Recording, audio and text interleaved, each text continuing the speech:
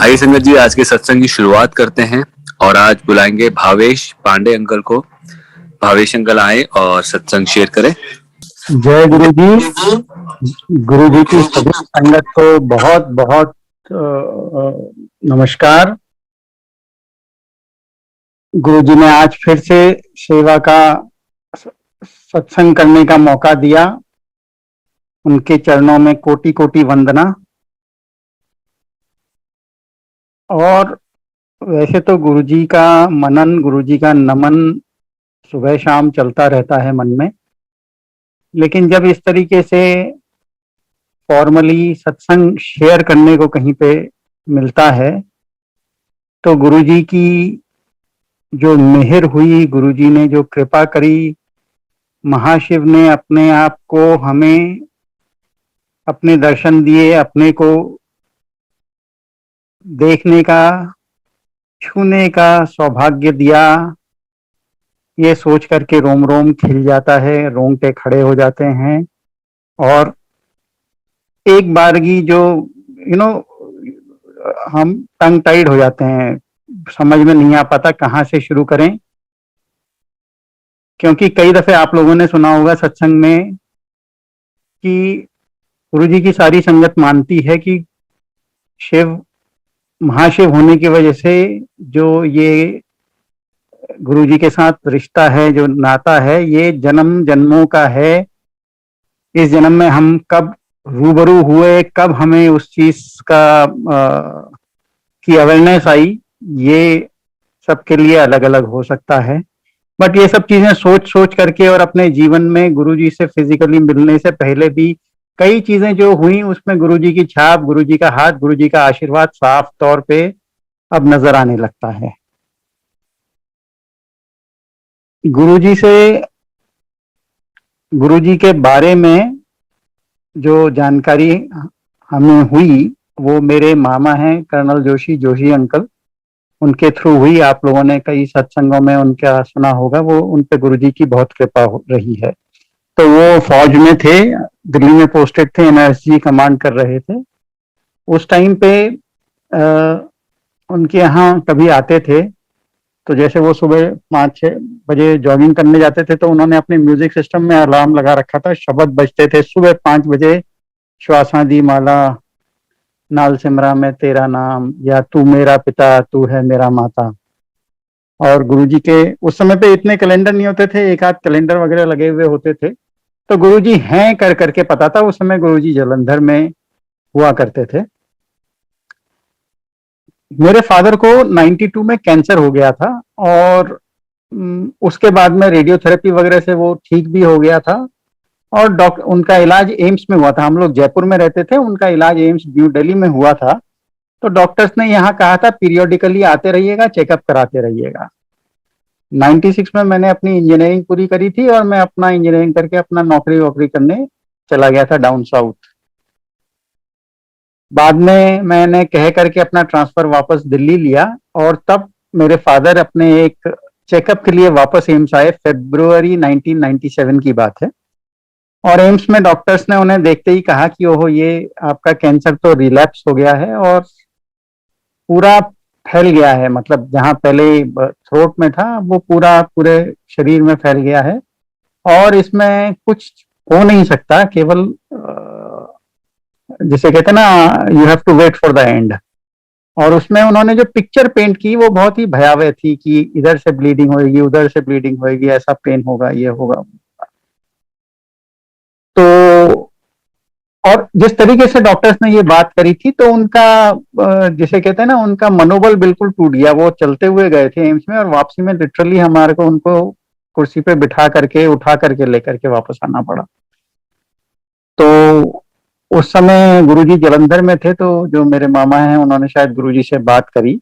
Exactly क्या बात हुई ये तो पता नहीं, बट शायद ऐसा कुछ हुआ कि भाई समय तो आ गया है, बट हाँ बिना कष्ट के जाएं। तो उन्होंने कुछ उपाय बताया जिसमें 4 का फिगर आता था।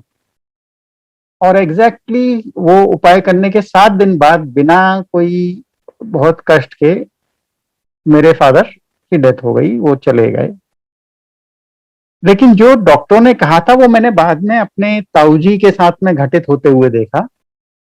कहने का मतलब यह है कि गुरुजी, देखिए आना जाना लगा हुआ है। गुरुजी ने जो है, जो एक पेन प्रिडिक्टेड था और जो भी कष्ट काटने थे या जो भी उनका यहाँ पे पूरा हो गया था, वो उन्होंने एकदम पेनलेसली वो कर दिया।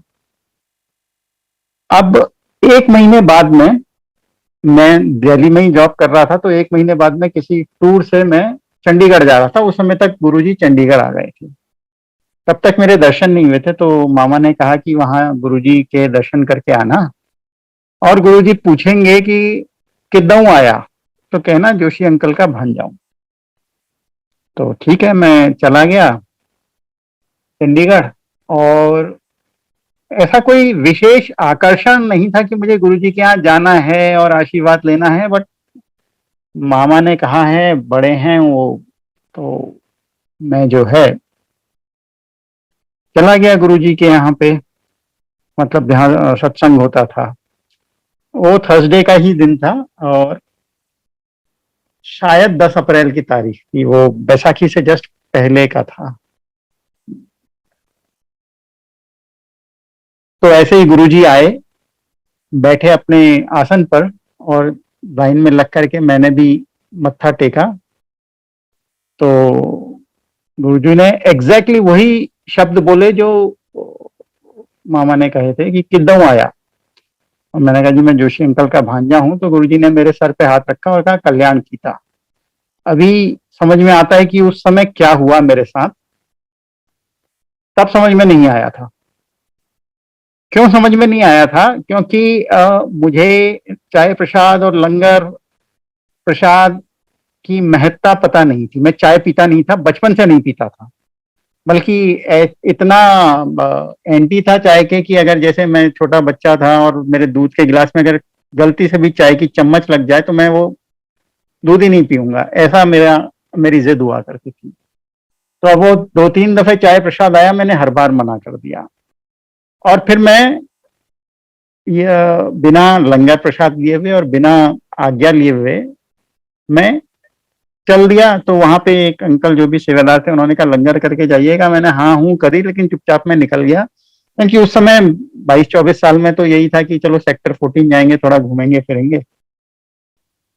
बट गुरुजी ने जो कल्याण कीता कहा था, उसकी महत्ता क्या थी वो अब समझ में आता है।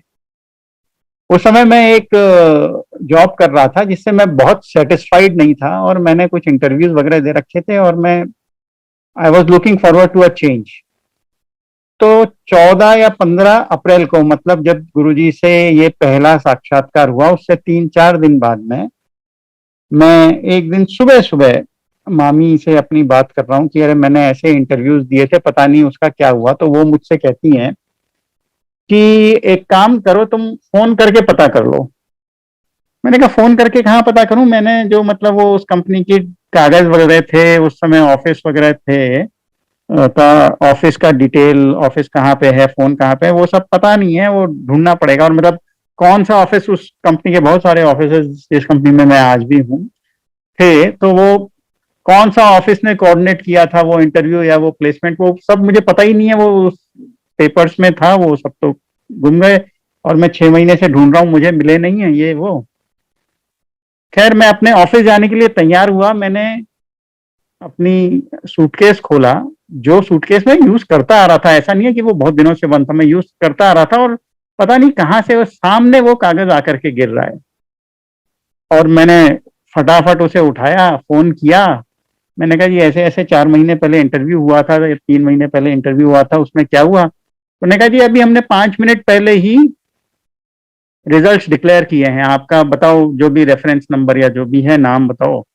बताया मैंने, उन्होंने कहा बिल्कुल आपका हो गया है, आपको 15 मई को ज्वाइन करना है। आप देखिए गुरुजी की टाइमिंग क्या रहती है। वो 15 अप्रैल का दिन था। मेरी जो कंपनी जिसमें मैं ऑलरेडी काम कर रहा हूँ, उसका नोटिस पीरियड एग्जैक्टली 30 डेज का था। मतलब 14 मई की शाम को मैं रिलीव हुआ और 15 मई को मैंने अपनी नई कंपनी ज्वाइन करी। अब इतना सब हो गया, लेकिन जैसे कहते हैं ना कि ये क्या चेंज हुआ है लाइफ में, ये जो गुरु जी का आशीर्वाद है या जो गुरु कृपा है, उसको लेकर के मैं अभी भी एक तरीके से अनभिज्ञ था, या या शायद वो रियलाइजेशन मुझे हिट किया नहीं था। उसके बाद मैं कई दफे दिल्ली आता जाता था। मैं लकीली कहें, अब गुरुजी के यहाँ तो कहने की बात है कि nothing is by chance, everything is by design वाली बात है। तो अब पहले सोचते हैं कि भाई लकीली मेरा पोस्टिंग जयपुर हो गई, बट शायद उस समय मेरे मदर की, मेरी सिस्टर की रिक्वायरमेंट के हिसाब से शायद गुरुजी ने बैक एंड पे मेरी पोस्टिंग मेरे होम टाउन में ही करवाई। तो मैं जयपुर से कई दफे दिल्ली आता था और मामा के यहाँ रुकता था। उस समय पे सब लोग गुरुजी के यहाँ जा रहे होते थे और मैं अपना वही टीवी देखने या घूमने फिरने के चक्कर में कोई ना कोई बहाना बना करके रुक जाता था। तब तक गुरुजी दिल्ली आ गए थे, एम्पायर स्टेट में स्थित थे। मतलब आप ये मानिए कि अगर मेरे 5 चक्कर दिल्ली के लग रहे हैं तो शायद मैं एक आध दफे गया हूंगा और 3-4 दफे नहीं गया, इस तरीके से। और ये स्थिति जो है लगभग 2-2.5 साल तक चलती रही। मतलब इतना आशीर्वाद या ऐसी, जो जैसे कहते हैं ना वैकुंठ पा लिया, लेकिन उसकी उसका ज्ञान, उसकी उसकी समझ नहीं आई। अब मेरी छोटी सिस्टर की शादी को लेकर के मदर बड़ी परेशान रहती थी और हम लोग बहुत जगह ट्राई कर रहे थे, लेकिन कहीं पे बात बन ही नहीं रही थी।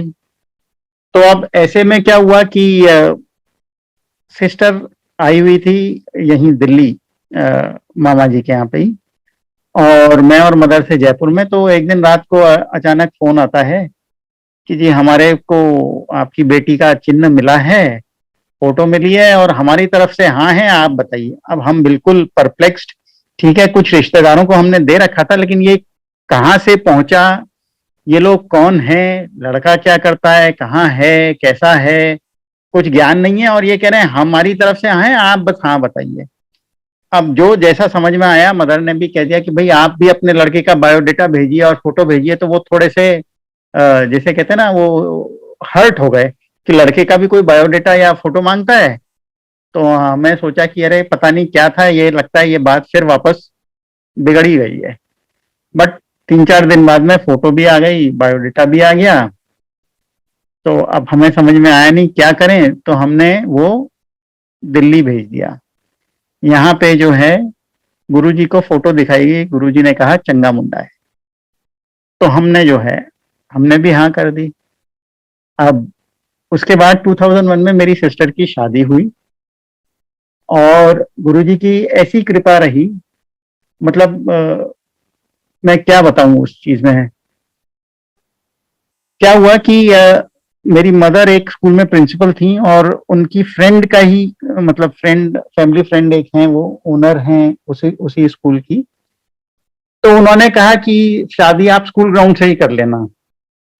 तो हमारे लिए तो ये बड़ा अच्छा वो था, तो शादी स्कूल ग्राउंड से होने की बात थी। गुरुजी के बारे में मेरी मदर ने उनसे भी काफी बात करी थी और वो भी गुरुजी से जुड़ गई थी, उनका बेटा भी गुरुजी से जुड़ गया था। और अभी कुछ समय पहले उन्होंने भी, कुछ समय तो नहीं, काफी समय पहले उन्होंने भी सत्संग किया था, पृथ्वीराज अंकल या बोल नाम है उनका। तो शादी से 3-4 उस समय 2001 में केटरिंग वगैरह टोटली आउटसोर्स नहीं होती थी। आप उस समय पे फिर भी केटरर के साथ में डिस्कस करते थे, तंदूर वंदूर लगता था। तो शादी से 2-3 दिन पहले आंटी को सपने में गुरुजी आते हैं और बताते हैं कि भाई तंदूर यहाँ नहीं, यहाँ लगाना है। तो उन्होंने मदर से बात करी, तो नेक्स्ट डे मदर ने कहा कि भाई आंटी को गुरुजी सपने में आए थे और उन्होंने कहा यहाँ नहीं, यहाँ लगाना है। आप देखिए मेरी क्या स्थिति है, मेरे गुरुजी के दर्शन हुए हैं, लेकिन अभी मेरी समझ में आया नहीं है कि गुरुजी हैं कौन, क्या हैं, और मैं क्या मिस कर रहा हूं। तो जब ये बात हुई, मैंने कहा हाँ तो ठीक है ना, तंदूर यहाँ नहीं लगाना है, वहां लगाना है, जहां लगाना है लगा लो, उसमें क्या दिक्कत है। मतलब what I am failing to realize is कि गुरुजी किसी वजह से ही शायद ऐसा कह रहे हैं। तो अब जो लड़के वाले थे वो बॉम्बे बेस्ड थे, तो जयपुर में उनकी तरफ का सारा इंतजाम भी हम ही लोगों को करना था, इन द सेंस कि जैसे होटल वगैरह बुकिंग करना या बैंड बुकिंग करना, या तो जो दूल्हा है उन्होंने एक गाड़ी में आना था। अब उस समय एक गाड़ी चलती थी मित्सुबिशी लांसर, वो मेरे को बड़ी अच्छी लगती थी। और जब ये बात हुई कि वो गाड़ी भी हमने बुक करनी है उनके बिहाफ पे, तो मेरे दिमाग में एक बात आई कि एक ब्लैक मित्सुबिशी लांसर जो है एकदम सजी हुई फूलों से और शॉफर्ड, एक फुली शॉफर्ड, मतलब फुली ड्रेस्ड अप शॉफर के साथ में वो गाड़ी हो तो बहुत अच्छा लगेगा, मतलब it will be fit for the occasion. ऐसा जैसे कहते हैं ना, एक मेंटल इमेज बन गई। अनफॉर्चुनेटली किसी भी कार रेंटल एजेंसी में, किसी भी उसमें हमें मित्सुबिशी लांसर मिली ही नहीं रेंट करने के लिए। और एक सीएलओ मिली तो हमने सीएलओ रेंट कर ली। अब वो गाड़ी ने शादी वाले दिन 4 बजे रिपोर्ट करना था और उसके बाद में जनवासा, मतलब जहां बारात होती है, वहां से इधर आना था। 4 बज गए और गाड़ी का कोई अता पता नहीं। तो नेचुरली मैं थोड़ा परेशान हो गया। तो आंटी का बेटा जो उस समय पे गुड़गांव में जॉब कर रहे थे, वो आए जयपुर शादी अटेंड करने के लिए। And he came straight to the school जहाँ पे शादी हो रही थी, जिस स्कूल ग्राउंड में शादी हो रही थी। और जैसा उनके दिमाग में शायद आया कि भाई जैसे वो काम पूछने जाते हैं अपने यहाँ पे कि चलो मैं भावेश से पूछ लेता हूँ कोई काम, एनीथिंग टू बी डन। तो उन्होंने कहा हाँ भावेश कुछ करना है ये वो। तो मैंने उनसे कहा कि नहीं नहीं बाकी सब तो ठीक है, गाड़ी नहीं आई अभी तक, अब मेरे यही समझ में नहीं आ रहा। तो उन्होंने कहा देखो 4 साढ़े 4 तो बज गए हैं, अब अगर वो और लेट करेगा तो अभी उसे गाड़ी को सजना भी है, क्या कैसे हो पाएगा ये सब। ऐसा करो तुम मेरी गाड़ी यूज कर लो, मैं एक कार रेंटल से गाड़ी लेकर के आया हुआ हूँ। मैंने बाहर जाके देखा तो वो ब्लैक मित्सुबिशी लांसर थी, कार रेंटल से वो लेकर के आए हुए थे। तो फुली ड्रेस्ड शॉफर था, जैसे मतलब टिपिकल व्हाइट्स में। अब मेरे दिमाग में दूसरी चीज आई कि ये कार रेंटल की गाड़ी है, इसे मैं जो फ्लोरिस्ट है उससे सजवाऊंगा और इसमें कहीं कोई निशान विशान आ गया तो ये क्या होगा।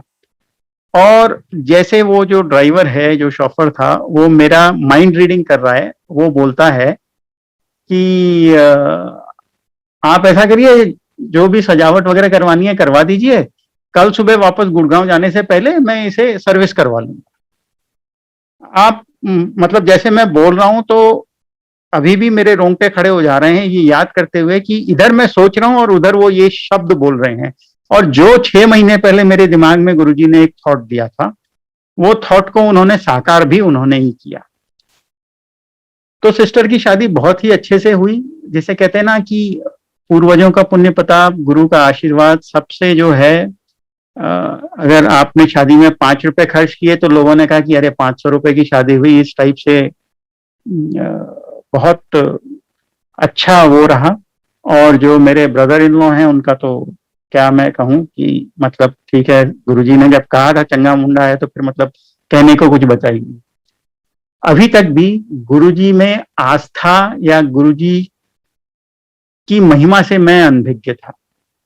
अब जैसे अपने यहाँ पे होता है कि शादी के बाद में लड़की ससुराल जाती है, फिर एक दफे वापस मतलब फॉर्मली घर वापस आती है, तब उसकी विदाई मानी जाती है। तो ऐसे एक दफे वो बॉम्बे जाकर के फिर जब वो वापस आई और finally when she was going back to Bombay, तो उस दिन मैं ऑफिस लेट गया और इस वजह से मेरे को रात को आने में बहुत लेट हो गई, मतलब 9 साढ़े 9 बज गए। और मेरा जो ऑफिस या जो इंडस्ट्रियल यूनिट थी वो आउटसाइड सिटी लिमिट्स थी, मुझे हाईवे पे आना पड़ता था। मैं उस समय बाइक यूज करता था। तो मैं बाइक से आ रहा था, 9 साढ़े 9 बज रहे थे और अचानक एक कुत्ता मेरे सामने आ गया और मेरे फ्रंट व्हील से वो टकराया। और मेरी स्पीड इतनी तेज थी कि मतलब एक बड़ा सा कुत्ता तो छोड़िए, अगर एक छोटा कंकड़ से थोड़ा सा बड़ा पत्थर भी मेरे टायर के नीचे आता तो वो मुझे इम्बैलेंस कर देता।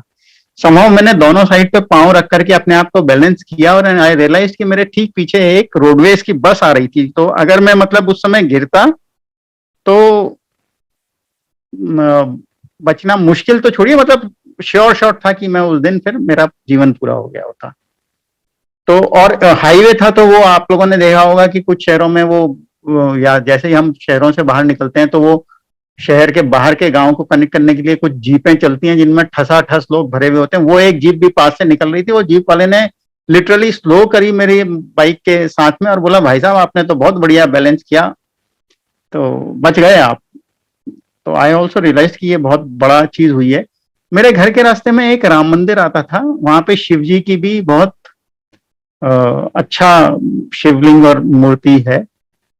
तो मैं बचपन से, जब मैं मतलब स्कूल में पढ़ता था, तब से मैं वो राम मंदिर जाता था। और जाने का मेन कारण होता था, उसके पास में एक बेकरी है, मेरे को खाने पीने का बड़ा शौक है, तो मैं वहां खाना पीने जाता था। बट हाँ, रास्ते में मैं राम मंदिर में मत्था जरूर टेक लेता था एक तरीके से। तो उस दिन भी 9:30 बज रहे थे, तो मंदिर बंद हो चुका था। तो वो शटर्ड मंदिर से ही मैंने मोटरसाइकिल में चलते चलते ही केवल सर झुकाया। और वो एक क्षण, क्योंकि तब तक हालांकि गुरुजी की महत्ता से मैं अनभिज्ञ था, लेकिन उनकी जो कैरेक्टरिस्टिक फ्रेग्रेंस है उससे वाकफियत हो चुकी थी मतलब। और जैसे ही वो सर झुकाया, वो एक ऐसा तेज झोंका गुरुजी की फ्रेग्रेंस का आया कि कोई शक शुबहा कुछ रह नहीं गया कि इस सब के पीछे कौन है। उस दिन से जो है गुरुजी के साथ में मेरी जिंदगी जुड़ गई। उन्होंने मुझे अपने अपने शरण में एक तरीके से ले लिया, पहले ही ले लिया था। मेरी आंख उस दिन खुली। अब जब सिस्टर की शादी हो गई, तो मेरी मदर को मेरी शादी का भी बड़ा चाव हो रहा था। और मेरा ट्रांसफर तभी जयपुर से रेवाड़ी हो गया। रेवाड़ी आपको पता होगा, यहाँ दिल्ली से कोई 40-45 किलोमीटर दूर हरियाणा में ही एक शहर है, दिल्ली जयपुर हाईवे पे। तो वहां पे एक हमारी ही कंपनी का एक दूसरा यूनिट थी, वहां पे मेरा ट्रांसफर हो गया। वहां ट्रांसफर हो गया तो ज्वाइन करने से पहले मैं और मदर जो है थोड़ा नैनीताल वगैरह गए, और उसके बाद में मामा के यहाँ पे दिल्ली आए। अब मेरी मामी की, अच्छा दिल्ली आए तो हाँ, फिर एक दिन में उनके यहाँ फोन आया कि भाई गुरुजी आ रहे हैं। वो वसंत कुंज में रहते थे। गुरुजी आ रहे हैं नीचे, ऊपर नहीं आएंगे। तो जो भी हुक्म हुआ होगा, तो मामी ने तुरंत एक कोका कोला या थम्स अप कुछ था वो लिया, और उसमें नींबू निचोड़ा और काला नमक डाला, और वो गुरुजी को नीचे देना था। तो गुरुजी ने 2-4 घूंट लिए और फिर मुझसे कहा पी जा। अब मेरे को तो अभी कॉन्सेप्ट समझ में आया नहीं था। मैंने कहा अरे जूठा पीने का मतलब समझ में नहीं आया। मैंने कहा अच्छा अच्छा। तो गुरुजी ने पूछा क्या कर रहा है, मैंने कहा जी कुछ नहीं। तो उन्होंने कहा चलो मेरे साथ। मैंने कहा अच्छा, कि ये दे आओ और फिर चलो, ग्लास दे आओ और चलो और पी जाओ। तो मैं ऊपर आ गया, मैंने पिया तो नहीं। तो मामी ने पूछा कि ये गुरुजी ने लिया नहीं। मैंने कहा नहीं लिया, 2-4 घूंट लिया और फिर कहा पी जा। तो उन्हें बड़ा अचंभा हुआ कि पिज्जा कहा तो पिज्जा क्यों नहीं, ये तो अमृत है। खैर वो सभी ने थोड़ा थोड़ा लिया, और फिर मैंने कहा गुरुजी ने कहा चल मेरे साथ। तो मैं गुरुजी के साथ में फिर एम्पायर स्टेट चला गया। और उस दिन सुबह मतलब दिन में 2:30 या 3 बजे से रात को 8-8:30 बजे तक मैं गुरुजी की सेवा में था। और उन्होंने मुझे अपनी चरण दबाने का मौका दिया। और ये 4-5 घंटे कैसे निकले इसकी बहुत डिटेल याद नहीं है, लेकिन इतना बिल्कुल क्लियर है कि जिसे परमानंद की स्टेट कहेंगे, सुप्रीम ब्लिस, ये वो समय था मेरे लिए। जो गुरुजी का स्पर्श था वो इतना सॉफ्ट, इतना जैसे न्यू बॉर्न बेबी की स्किन होती है, इतना सॉफ्ट, फ्रेग्रेंट और शीतल। मतलब कभी कभी मुझे लगता है जो शब्द शीतल बना हुआ है वो मतलब that is also an understatement too, मतलब ठंडा नहीं करेंगे, लेकिन हम किसी की भी स्किन को टच करते हैं या बॉडी को टच करते हैं, तो एक थोड़ा सा जो खून की गर्माश होती है वो होती है। गुरुजी का टच इतना शीतल था कि आप उससे वो कूल, वो शीतलता आप ड्रॉ करते थे। तो उस दिन 4-5 घंटे तक मैं उनके साथ में रहा। बातें हुई होंगी, कुछ चीजें जो मुझे बहुत डिस्टिंक्टली याद हैं। ज्यादातर तो मेरे लिए बहुत ही मतलब ये परम सुख वाला पीरियड रहा जो मुझे याद आता है, क्योंकि मेरे को बस एक ही चीज आई वॉज अवेयर कि मैं गुरुजी के साथ हूँ और गुरुजी के पांव दबा रहा हूँ। इसके अलावा मेरा mind bye and large blank था। गुरुजी ने कुछ चीजें पूछी, उसमें मैंने जो जवाब दिए, कुछ चीजें मुझे याद हैं। जैसे गुरुजी ने मुझसे पूछा, अच्छा फलानी जगह नौकरी करते हो? मैंने कहा हाँ। अच्छा तो रेवाड़ी जा रहा है? मैंने कहा हाँ। और उसके बाद में गुरुजी ने पूछा नहीं, उसके बाद गुरुजी ने बताया। तब तक मैं रेवाड़ी गया नहीं था। गुरुजी ने बताना शुरू किया कि रेवाड़ी से बावल को एक रोड जाती है। जब तुम रेवाड़ी से बावल जाओगे तो दाएं हाथ में तुम्हारा ये प्लांट आएगा।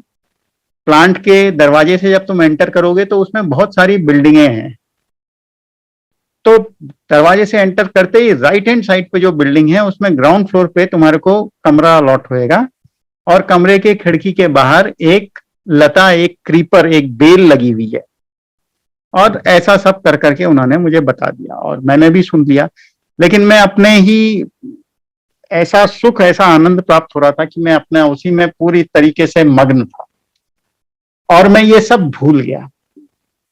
और उसके बाद में, अच्छा इसके बाद की कहानी बाद में बताता हूँ। इससे पहले दिन क्या हुआ? इससे पहले दिन ये हुआ कि मैं अपने मामा के यहाँ पे था। तो शादी वादी की बात तो हुई थी, कहीं पक्की हुई नहीं थी।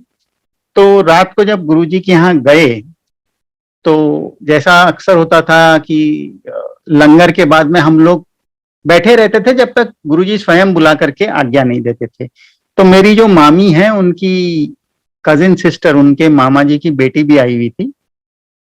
वो मेरी ही एज की थी। तो लंगर हो गया, सब लोग बैठे हुए हैं और थोड़ी देर में गुरुजी ने बुलाया और मुझे अपना दायां पांव दबाने के लिए कहा। तो मैं दायां पांव दबाने लग गया। थोड़ी देर में उन्हें बुलाया और उनसे भी कहा भाई लेफ्ट पांव दबाओ। तो मैं दायां पांव दबा रहा हूँ, वो लेफ्ट पांव दबा रही है। फिर जो है गुरुजी ने कहा दोनों व्याह कर लो। तो इस तरीके से जो है गुरुजी ने मेरी शादी करवाई। तो बल्कि गुरुजी ने ये कहा, उन उस समय पे मालाएं और फूल आते थे, जो भी संगत आती थी वो गुरुजी के को अर्पण करने के लिए। तो वो ढेर की तरफ उन्होंने इशारा करते हुए कहा माला चक्को। हो सकता है मैं पंजाबी गलत बोल रहा हूँ, बट कुछ उनका आशय ऐसा था, माला चक्को और व्याह कर लो, मतलब माला उठाओ, उस ढेर से डालो और व्याह कर लो।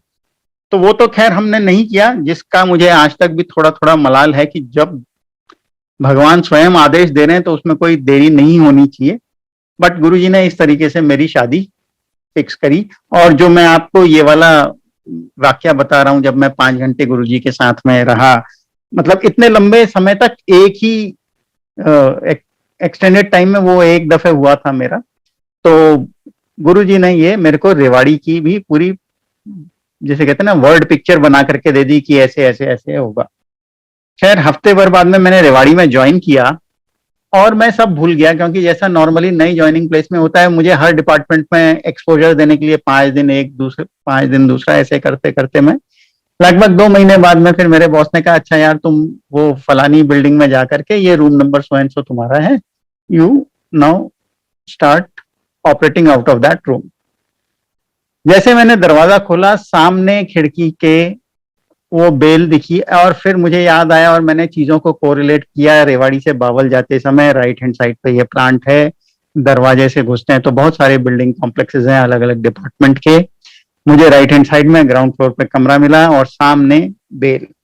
और देखिए गुरुजी की कृपा या स्कीम ऑफ थिंग्स कैसे पहले से क्लियर थी, ये जैसे अभी मैं और 2-4 सत्संग आपके साथ शेयर करूंगा तो और क्लियर होगा। तो रेवाड़ी आने के बाद में गुरुजी के पास में मेरे आने की फ्रीक्वेंसी थोड़ी ज्यादा बढ़ गई, क्योंकि पास में था ऑफ कोर्स। और मेरे को, मुझे लगता है कि मेरा वो समय जहां तक गुरुजी का सिमरन है सबसे अच्छा पीरियड था, क्योंकि मैं प्लांट में कोई काम करवा रहा हूं या कुछ और कर रहा हूं तो मेरे मन में हमेशा ओम नमः शिवाय चलता रहता था और गुरुजी की छवि बनी रहती थी। मतलब ऐसा समय आज भी नहीं है। मेरा वो समय जो 2-4 महीने उस समय था, उतना सिमरन क्यों नहीं है मुझे नहीं पता, लेकिन उस समय का सिमरन मुझे अभी भी लगता है कि बहुत ही, उस समय गुरुजी की कृपा मेरे पे बहुत रही। अब ऐसा हुआ कि मैं गुरुजी के दर्शन के लिए आ जाया करता था। मामा जी के यहाँ पे भी। और पहले तो गुरुजी का 7 दिन चलता था, जो सत्संग, जो संगत रहती थी, फिर वो 4 दिन हो गया था। और बीच में कभी जब गुरुजी की तबीयत खराब होती थी, किसी कल्याण ज्यादा हो गया या कुछ, जो भी वो अपने ऊपर सब कुछ ले लेते थे, तो कुछ समय पे संगत बंद भी हो जाती थी, भले ही गुरुजी एम्पायर स्टेट में ही हो। बट ऐसे में क्या होता था कि उनकी कृपा जोशी अंकल पे रही, उनकी एंट्री हमेशा ही रहती थी। और उनके पीछे पीछे मैं और मेरा एक और कजिन है, जिसे आप लोग जानते होंगे, जिसे गुरुजी ने लाइट ऑफ डिविनिटी की सेवा दी थी, जीतू। नॉर्मली हम लोग जिसे कहते हैं ना कि उनका पीछे पीछे चले जाते थे और हमें एंट्री मिल जाती थी। गुरुजी ने हमें मना नहीं किया, कभी रोका नहीं। ऐसे में क्या हुआ, एक दफे मुझे एक सपना आया कि एम्पायर स्टेट में मैं बैठा हुआ हूँ और जीतू भी बैठा हुआ है, और मामा मामी है और गुरुजी हैं, और कोई नहीं है। और गुरुजी के पांव दबा रहे हैं, और एक जैसे वो पुराने गांव में जो मंजी जिसे बोलते हैं, जो वो मूंछ की जो चारपाई होती है, ऐसे ऐसी चारपाई पे गुरुजी बैठे हुए हैं और पांव वाव दबा रहे हैं। फिर वो जो है गर्म पानी से सेक के लिए गर्म पानी मंगवाते हैं, और मामी मेरी गर्म पानी लेकर के आ रही है। और मेरे मन में आ रहा है कि अरे ये पानी तो खौलता हुआ है, इसमें कोई पाँव कैसे डालेगा, इसमें तो पाँव जल जाएगा। इतना सपना आया और मेरा सपना टूट गया। उसके कुछ महीने, 1.5 महीने बाद में मैं दिल्ली आया, और ऐसे ही गुरुजी के यहाँ हम गए। संगत बंद थी, नॉन संगत डे था। तो मामा मामी मैं और जीतू, जो मैंने सपने में देखा था वही ऑडियंस उस दिन है। और अभी मेरे को कुछ याद नहीं आया है। और गुरुजी एम्पायर स्टेट में नीचे जहां उनका सिंहासन था, उसके से उसी वाले एरिया में, लेकिन जमीन पे बैठे हुए हैं, और अलग चादर बिछाई हुई है, और उनका कुछ मालिश वगैरह चल रही है। और तेल वेल से उनके पाँव के, वो अपने बॉक्सर्स में और बनियान में है, और मालिश चल रही है। और मैं और जीतू एकदम टिक के बैठे हुए हैं दीवार से, और आपस में मतलब गुरुजी की बात कर रहे हैं ऑफकोर्स। तो थोड़ी देर में जो है गुरुजी ने कहा, भाई जरा गर्म पानी ले आओ, शेक करूंगा पाँव का। गर्म पानी भी आ गया, और मेरे को अभी तक मेरा सपना याद नहीं आया है। और फिर अचानक गुरुजी मुड़े और मेरी तरफ, लिटरली मेरे जैसे कहते हैं ना आंखों में आंखें डालते हुए, मुझसे नहीं कह रहे हैं, कहे जनरल रहे, लेकिन देख मेरी तरफ रहे हैं, और कहते हैं ये क्या पानी है, ये तो गर्म ही नहीं है। पानी तो ऐसा गर्म होना चाहिए खौलता हुआ कि पाँव जल जाए। क्यों भाई, क्यों भाई, उन्होंने मुझे एड्रेस किया। एंड जैसे ही उन्होंने क्यों भाई कहा, तो मुझे अपना स्वप्न दर्शन याद आया कि गुरुजी ने ये चीज तो मुझे पहले ही दिखा दी थी। क्यों मुझे लगता है कि मेरा वो पीरियड गुरुजी के सिमरन का सबसे अच्छा पीरियड था, क्योंकि उस समय गुरुजी से मैंने जैसे ये बताया, ऐसे ही एक दफे क्या हुआ कि संगत होने के बाद में काफी लेट तक हम लोग बैठे हुए थे। और अगेन मैं और जीतू काफी वो करते हैं, आज भी हम बहुत बात करते हैं गुरुजी की। तो मैं जीतू से कह रहा हूँ चुपचाप, धीरे धीमी आवाज में, कि गुरुजी अपनी अपने संगत को, जिन पे कृपा उनकी अच्छी होती है, कभी जोड़े दे देते हैं, कभी चोला दे देते हैं। यार जीतू, कभी वो दिन आएगा कि गुरुजी कहेंगे कि ले भाई तू ये ले जा, तो गुरुजी ने, मेरे मुंह से इतना निकला होगा, और वो बहुत धीमी आवाज में, मतलब, और हम इतनी दूर थे कि कोई पॉइंट ही नहीं कि ये बात कहीं तक पहुंच सके। कि गुरुजी एकदम मुड़े मेरी तरफ, इशारा करके बुलाया, अपने मोजे उतारे और मुझे प्रसाद दे दिया। तो ये अब क्या कहें, मतलब जो गुरुजी की में धीरे धीरे, जैसे अब कई दफे ये नई संगत पुरानी संगत की बात होती है, बट जो उन लोगों ने पहले देखा था उनकी सबसे बड़ी, मतलब मैंने आज तक कोई ऐसा व्यक्ति नहीं मिला जो थोड़ा सा खलिश जिसके दिल में ना हो कि हमने गुरुजी को उनके पूर्ण रूप में पहचाना नहीं। तो वही चीज मुझे भी लगती है। अभी भी मैं और वाइफ अक्सर बात करते हैं कि हम इतने पास थे रेवाड़ी में, हम हर वीक आ सकते थे, 2 से 3 दिन हर वीक कर सकते थे, हम अपने कन्वीनियंस पे आते थे। तो ये चीज जो है काफी एक एक वैक्यूम सी लगती है दिल में। और जो गुरुजी ने सेवा दी वो तो, वो भी अपने आप में एक बड़ी गजब चीज है। रेवाड़ी में जब मैं था और मेरी शादी फिक्स हो गई थी, हुई नहीं थी, ऐसे उस पीरियड के दौरान क्या हुआ कि अ, एक दिन मुझे मेरी मदर का फोन आया कि गुरुजी ने मामा को कहा था कि भाई मुझे कौड़तुम्बे चाहिए। अब कौड़तुम्बा क्या होता है? कौड़तुम्बा एक जंगली फल होता है जो, जिसकी तासीर बड़ी कड़वी होती है। मतलब उसके लिए अगर उसे आपने काट करके जो उसका जो सॉफ्ट पार्ट है वो अगर आपके हाथ में लग गया तो आपकी जबान कड़वी हो जाएगी, ऐसी उसकी तासीर होती है। और उसकी खूबी क्या होती है? उसे यह माना जाता है कि जो सिद्ध वैद्य है कोई, तो वो उसकी दवाई बना सकता है। और जो जो कैटल है, जो गाय भैंस हैं, इनकी खुराक में भी उसे यूज किया जाता है, ताकि मतलब इनका जो भी मेडिसिनल पर्पस के लिए, तो इस टाइप की चीज है। तो वो जो कौड़तुम्बा था उसके लिए, उससे गुरुजी अपनी मालिश करवाया करते थे। तो आप सोचिए कि शिव पुराण में या शिव जी से संबंधित जितना लिटरेचर है उसमें हमने, और शिव जी की पूजा में जो चीजें इस्तेमाल होती हैं, बेलपत्र, आंख का फूल, कभी धतूरे की भी बात की जाती है। तो ऐसा इसलिए नहीं कि मतलब ये है कि वो ऐसी चीज को भी दवा में कन्वर्ट कर देते हैं। तो बात ये हुई कि गुरुजी ने मामा को हुक्म दिया कि भाई कौड़तुम्बा मंगाओ। और कौड़तुम्बा जो है वो होता है ड्राई एरियाज में।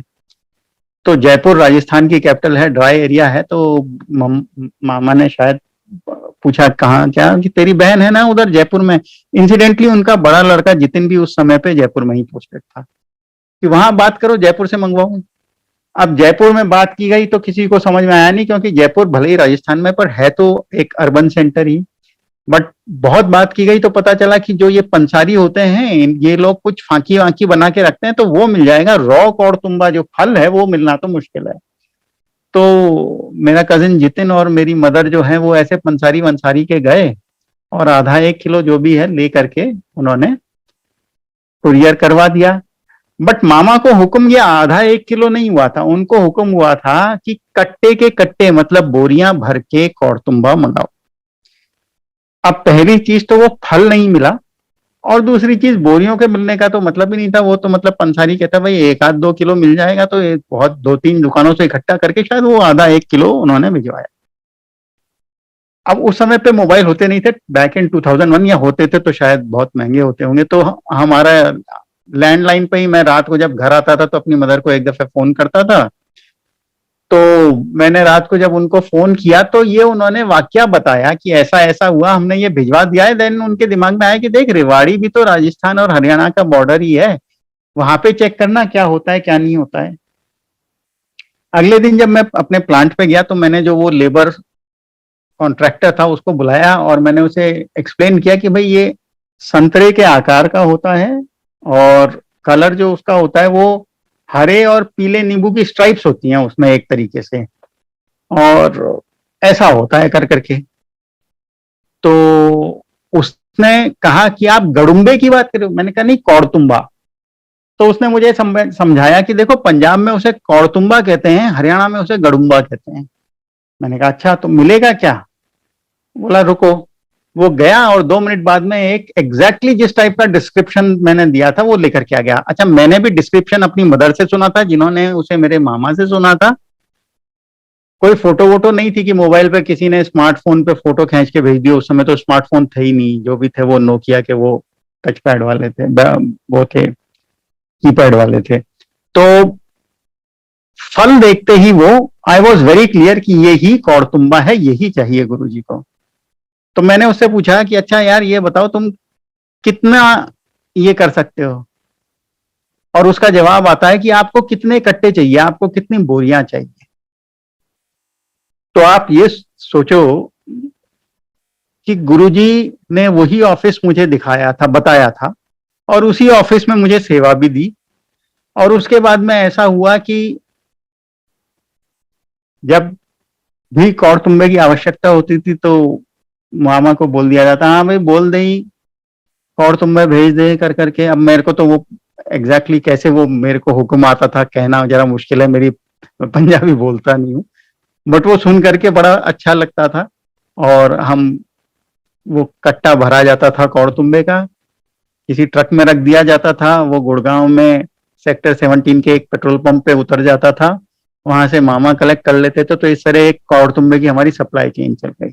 और गुरुजी की ऐसी कृपा रही कि उसके बाद में मेरा ट्रांसफर जो है वो जयपुर आया नहीं। कौड़तुंबे की कौड़तुंबा प्रसंग अभी खत्म नहीं हुआ। खत्म ऐसे नहीं हुआ कि उसके बाद में मेरा ट्रांसफर जो है वो जयपुर हो गया, और हम फैमिली शुरू करना चाहते थे, और फैमिली शुरू करने में कुछ दिक्कत हो रही थी, कुछ मेडिकल प्रॉब्लम्स थी, तो कुछ ट्रीटमेंट वगैरह लिया, और फिर मतलब थोड़ा बहुत ऐसे में जो वो होता है, हम वाइफ ने कहा कि मैं तो, वो हरिद्वार को बिलोंग करती है, कि मैं कुछ दिन अपने फादर के यहाँ जाना चाहती हूँ। तो मैं उनको हरिद्वार छोड़ने जा रहा था, बट हमारा हमेशा ये होता था कि हमारा कहीं भी आना जाना होता था तो हमारा पिट स्टॉप जो है वो दिल्ली होता था। हम जाते थे या आते थे तो गुरुजी के यहाँ मत्था टेकते थे, फिर आगे की जर्नी करते थे। तो हम गुरुजी के यहाँ रुके। उस दिन भी संगत पूरी होने के बाद में बैठे रहे 1:30-2 बजे रात को। मुझे अच्छी तरह याद है, मेरे वाइफ और मेरी मदर के अलावा मेरे मामा जोशी अंकल थे, एक रॉल अंकल थे, और एक एम्स के ईएनटी में डॉक्टर अंकल थे, शायद डॉक्टर शर्मा नाम था, मुझे नाम पक्का याद नहीं आ रहा। तो ये 6 लोग थे केवल उस समय, और गुरुजी अपने कमरे में ले गए। और फिर वापस उन्होंने, जैसे हमारी जब शादी कराई थी वैसे उन्होंने जो है मुझे तो कहा पांव दबा, और मेरी वाइफ से कहा लोअर स्टमक दबाने के लिए, और खूब जोर से कहा, ये क्या हल्के हाथ से दबा रही है, कुछ नहीं होता यहाँ पे, जोर से दबा।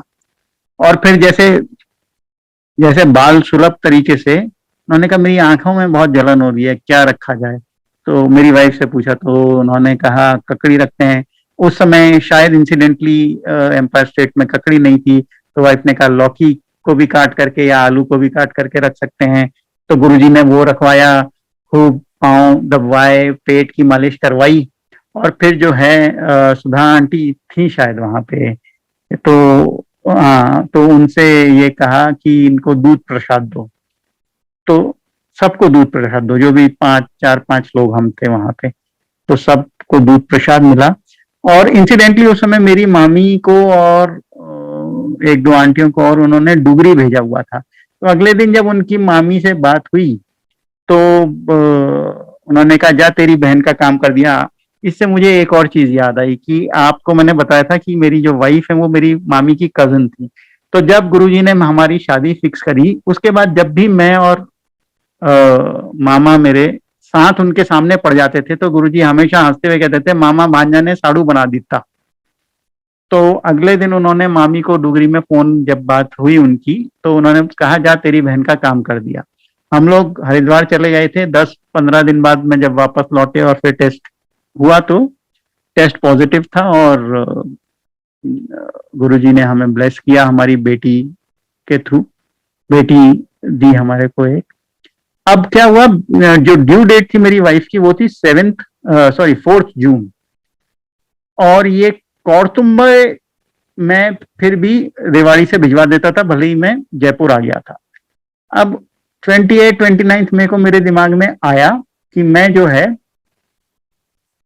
गुरुजी के पास जाऊं और कौड़तुंबे लेके जाऊं, ताकि उनकी ब्लेसिंग्स भी हो जाएगी और कौड़तुंबे भी दे दूंगा।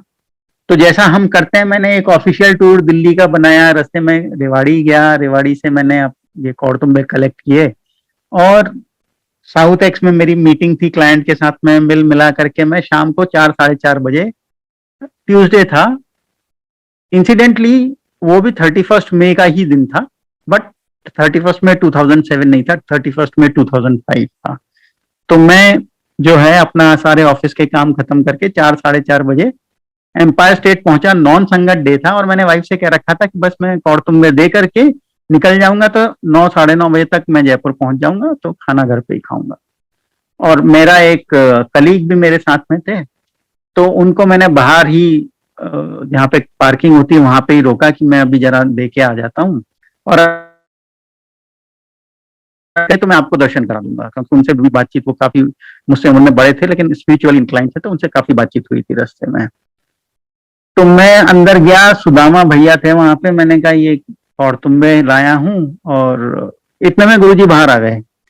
हाँ भाई, क्यों आया? मैंने कहा जी कौड़तुम्बे लाया। तो गुरुजी ने कहा अच्छा कौड़तुम्बे लाया था कि मीटिंग करने आया था साउथ एक्स में?